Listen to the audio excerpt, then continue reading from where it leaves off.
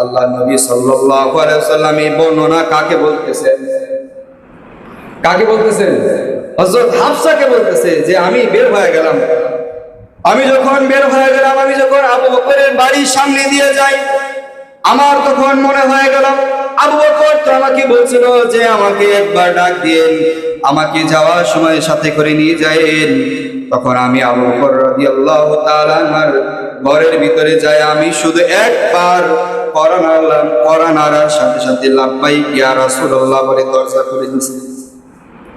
হাফসা আমি তো অবাক হয়ে গেলাম, আমি শুধু একটা টুকা দরজার ভিতরে দিয়েছি, সাথে সাথে আবু বকর বের হয়ে গেছে লাব্বাইক ইয়া রাসূলুল্লাহ। হাফসা শুধু আবু বকর বের হয়েছে তা না, আবু বকরের কাছে কাদের ভিতরে সফরের মাল সামানাও ছিল।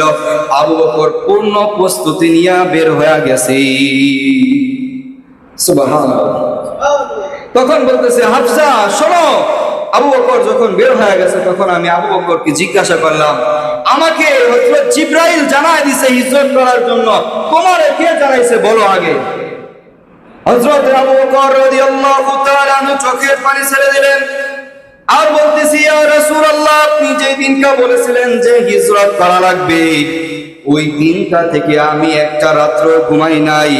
কখন জানি আপনি আমাকে আইসা ডাক দেন, আর আপনি ডাক দেওয়ার পরে যদি আমি দরজা না খুলতে পারি আপনি মনে ব্যথা পাইবেন। এই জন্য আমি একটা রাত্র ঘুমাই নাই। আমি সারা রাত্রগুলা প্রায় 93 রাত্র আমি দরজার কাছে বসে থাকতাম। হযরত রাসূলুল্লাহ সাল্লাল্লাহু আলাইহি ওয়াসাল্লাম বলেন, হাফসা শোনো, আমি তো একটা হিজরতের সওয়াব পাবো, কিন্তু আল্লাহ রাব্বুল আলামিন আবু বকরের আমলনামায় আল্লাহ রাব্বুল আলামিন 93টা হিজরতের সওয়াব আর আমলনামায় দেয়া দিয়েছে। সুবহানাল্লাহ।